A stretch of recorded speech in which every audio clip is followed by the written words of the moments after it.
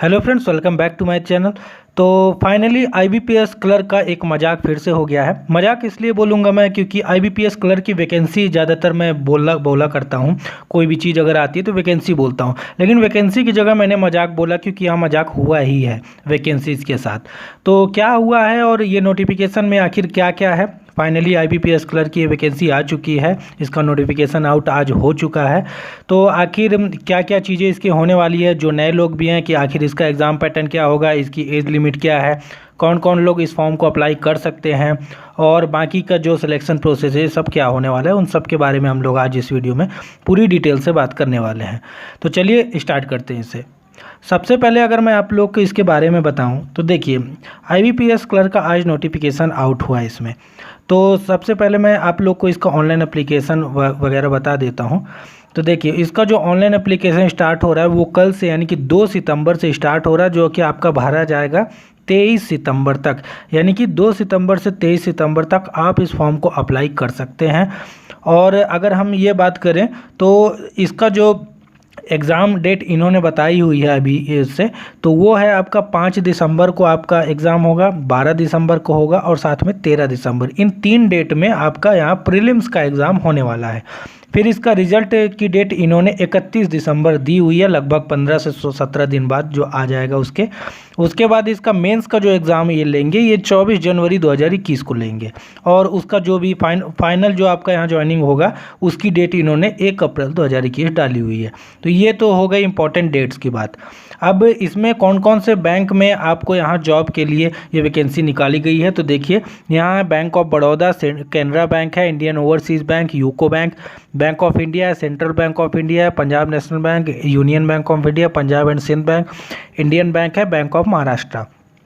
तो लगभग ये करीब 11 बैंक हैं। उन अभी फ़िलहाल जो वैकेंसी आई है वो इन 11 बैंकों के लिए आई है। इन 11 बैंकों में ये वैकेंसीज़ है।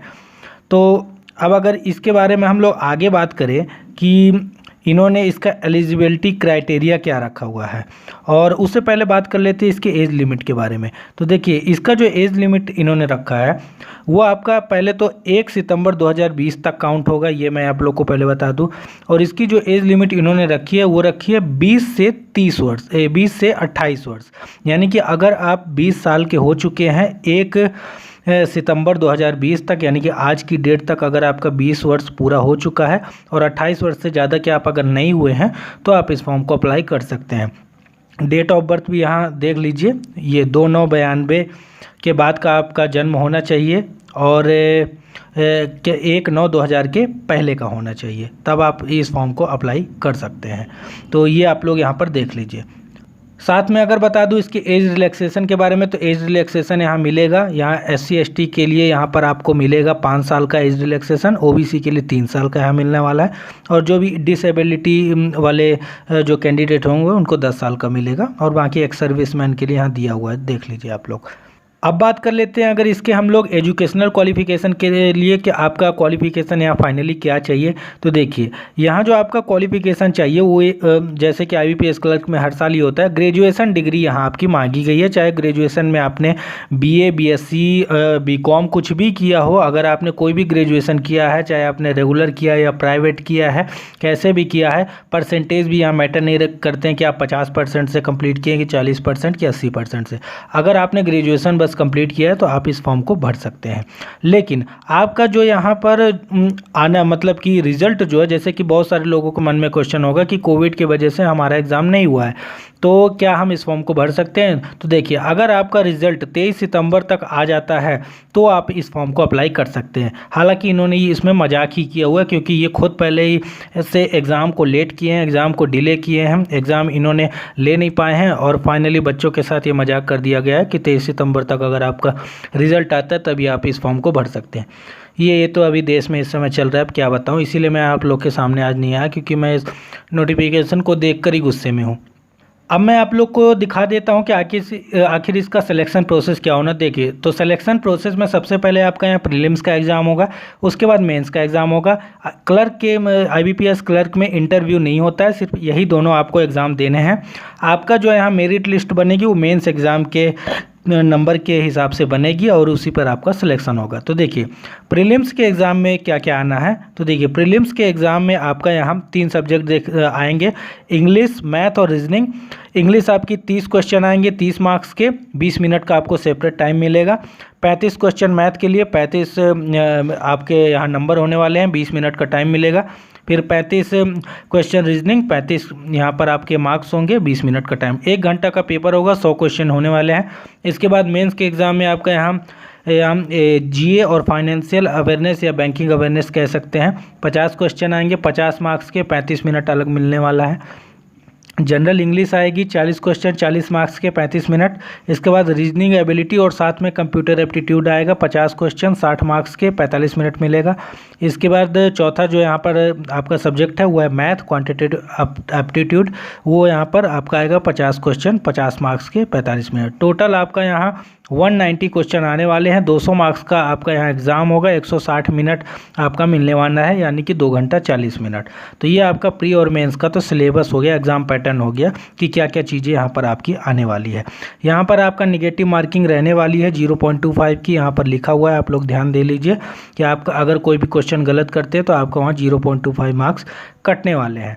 और दूसरी चीज़ सबसे ज़रूरी बात, एग्ज़ाम सेंटर। देखिए इन्होंने अच्छा गेम खेल दिया। गेम क्या खेल दिया कि IBPS RRB इन्होंने नहीं बताया था, और जो इस समय विरोध हो रहा है ट्रांसपोर्टेशन को लेके, उसी से रिलेटेड इन्होंने यहाँ बात कर दी है। इन्होंने ये बोला है कि एग्ज़ाम सेंटर आप अगर कोई भी चूज़ करते हैं तो इनकी कोई जवाबदारी नहीं है बाद में चेंज करने की। यहाँ इन्होंने साफ साफ लिख दिया है कि no request for change of centre of examination shall be entertain, यानी कि बाद में अगर आपका कहीं भी मान लीजिए कि आपका दिल्ली में अगर एग्ज़ाम सेंटर दे दिया जाता है, आप चाहते हैं आपका फरीदाबाद में हो जाए, तो ऐसा नहीं होगा, दिल्ली में ही रहेगा। ये बाद में एग्जामिनेशन सेंटर आपका चेंज नहीं करने वाले हैं। तो आप लोग जब फॉर्म भरिएगा तो आप सोच समझ कर भरिए कि आप कहाँ तक जा सकते हैं एग्ज़ाम देने, वहीं से आप फॉर्म अप्लाई करिए। और दूसरी चीज़, अगर आप मान लीजिए कि अगर आप मध्य प्रदेश से आपको हिंदी आती है और आप चाहते हैं महाराष्ट्र से फॉर्म भर दें, तो फॉर्म तो आप भर देंगे, एग्ज़ाम देने भी आपको महाराष्ट्र ही जाना पड़ेगा। लेकिन वहाँ एक चीज़ और है कि महाराष्ट्र की लैंग्वेज भी आपको आनी चाहिए, तभी आप वहाँ का फॉर्म भरिएगा, क्योंकि जब वहाँ लैंग्वेज टेस्ट कराएंगे तो वो आपको बाहर कर देंगे अगर आपको वहाँ की लैंग्वेज नहीं आती है। तो आपको जिस राज्य की लैंग्वेज आती है आप वहीं से फॉर्म अप्लाई करिए। तो इन चीज़ों का आप लोग ध्यान रखिएगा। अब एक बहुत ज़रूरी बात पे और कर लेते हैं, जो क्या है कि एप्लीकेशन फ़ीस क्या है। तो देखिए एप्लीकेशन फ़ीस इन्होंने IBPS RRB जो अभी ग्रामीण बैंक का भराया था 2 महीने पहले, उसमें भी इन्होंने बहुत हाई फीस रखी थी। वही चीज़ यहाँ भी चल रही है जैसे IBPS PO में था। जनरल कैटेगरी के लिए यहाँ पर जनरल और OBC कैटेगरी और EWS के लिए यहाँ 850 रुपये की फ़ीस इन्होंने रखी है। SC ST और PWD और एक्स सर्विसमैन कैंडिडेट के लिए 175 रुपये की इन्होंने फ़ीस रखी है। तो फीस हमेशा की तरह जितने ये 2-3 फॉर्म से दे रहे हैं पिछली बार से, पिछले 2 महीने से इस कोविड के कारण, तो इन्होंने हाई फीस ही है 850 रुपये और 175 रुपये।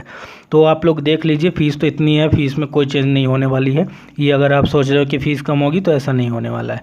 तो आप लोग उस हिसाब से ये फॉर्म को भरिएगा। तो दोस्तों अब आ जाते हैं मेन मुद्दे पे। मेन मुद्दे का मतलब है कि यहाँ वैकेंसी से रिलेटेड है। जितने भी स्टेट हैं और जितने भी यूनियन टेरिटरी हैं, तो उन सभी की जो भी वैकेंसी वो मैं आप लोग को अब दिखाने वाला हूँ। तो ये सभी स्टेट का तो वो मैं अब बारी बारी तो नहीं गिनूंगा, मैं आपको टोटल बता देता हूँ क्योंकि मैंने काउंट किया, और नोटिफिकेशन का लिंक मैं आपको डिस्क्रिप्शन में दूंगा। आप लोग भी डाउनलोड करके इसे बाद में काउंट भी कर सकते हैं। मैं आपको टोटल बताऊंगा यहाँ पर कि आपका यहाँ फाइनली कितना मतलब कि वैकेंसी आई हुई है। तो देखिए मैंने काउंट किया है, तो टोटल आपकी यहाँ जो वैकेंसी आई है IBPS क्लर्क की इस बार की, वो है आपकी 1557 वैकेंसी। जी हाँ, इसीलिए मैंने वीडियो के शुरू में बोला था कि ये वैकेंसी नहीं है, मजाक है। पिछले बार आई थी 12,000 वैकेंसी, इस बार आई है 1557 वैकेंसी टोटल है। लेकिन इसमें से कुछ जगह ऐसा है कि यहाँ NR जो लिखा आपको यहाँ पर दिख रहा है, जैसे यहाँ NR दिख रहा है, ये NR, जहाँ जहाँ NR दिखा हुआ है उसका मतलब है कि यहाँ अभी वैकेंसी इसमें जुड़ेंगी।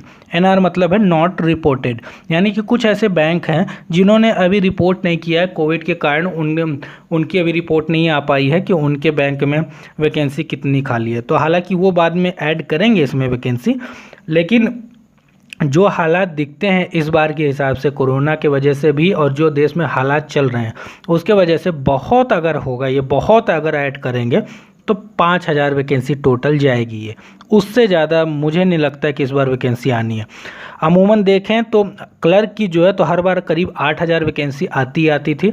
पिछले बार 2019 में थोड़ा बहुत अच्छा हो गया था कि पिछली बार इसमें 12,000 करीब वैकेंसी आ गई थी। 12,000 वैकेंसी पिछली बार इसमें आ गई थी, जो कि बहुत ही एक अच्छी बात हो गई थी।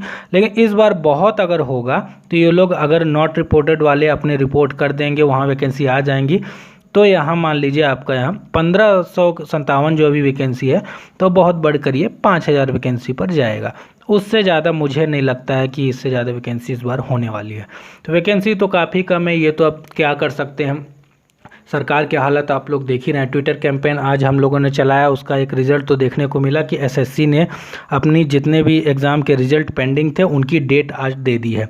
ये तो फ़ायदा हुआ। अब रेलवे एग्ज़ाम की भी वो डेट दे दें, यही एक उन लोगों से गुजारिश है। तो इसलिए ट्विटर कैंपेन भी रुकना नहीं चाहिए, उसके लिए मैंने वीडियो बनाई है, आप लोग जाके उसे भी देखिएगा।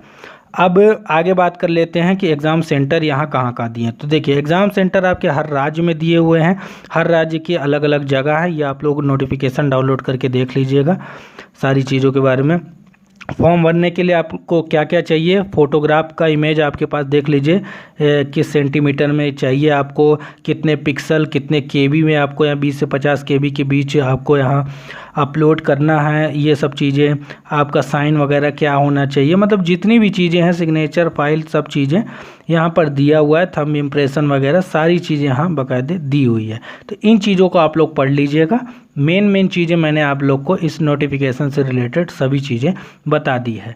तो बाकी अब आप लोग की इच्छा है, आप लोग ये देख लीजिए। क्योंकि देखिए अगर आप कहीं से भी फॉर्म भरेंगे, एग्जामिनेशन सेंटर अपने ही राज्य में भरिए, अपने ही ज़िले के आसपास जहां आपका हो, जहां आप जा सकते हैं वहीं से भरिएगा। ज़्यादा दूर मत भरिएगा, क्योंकि ये कोरोना काल तो इस साल तो पूरा चलेगा, तो आगे हो सकता है और भी परेशानियां हो जाएं। तो इसलिए ऐसी जगह से भरिए जहां से आप एग्ज़ाम दे सकते हैं। एक बार फिर से मैं आप लोग को दिखा दूँ इसकी जो डेट है, तो वो कल से आपका एप्लीकेशन फॉर्म स्टार्ट हो रहा है, जो कि चलेगा 23 सितंबर तक। तो इस बीच आप लोग इसका फॉर्म भर सकते हैं। 850 रुपये है जनरल EWS OBC की फ़ीस, 175 रुपये है SC ST PWD की फ़ीस। ये चीज़ें मैं आप लोग को बता दी हूँ। तो अगर ये वीडियो पसंद आए तो वीडियो को लाइक करिए, और अगर चैनल पर नए तो चैनल को सब्सक्राइब करके ऑल का बटन प्रेस कर लीजिए। और जो भी आपका कैंपेन है एसएससी के रिजल्ट से related, railway exam, NTPC group D जो नहीं हो रहा है उसके ऊपर भी मैंने वीडियो बनाई हुई है। आप लोग देखो यार, ज़्यादा से ज़्यादा शेयर भी करो और चैनल को सब्सक्राइब करके ज़रूर जाया करो, ऐसे ही मत जाया करो, और वीडियो को पूरा देखा करो। और इसी प्रकार की वैकेंसी की अपडेट हम लोग लाते रहेंगे इस चैनल पर।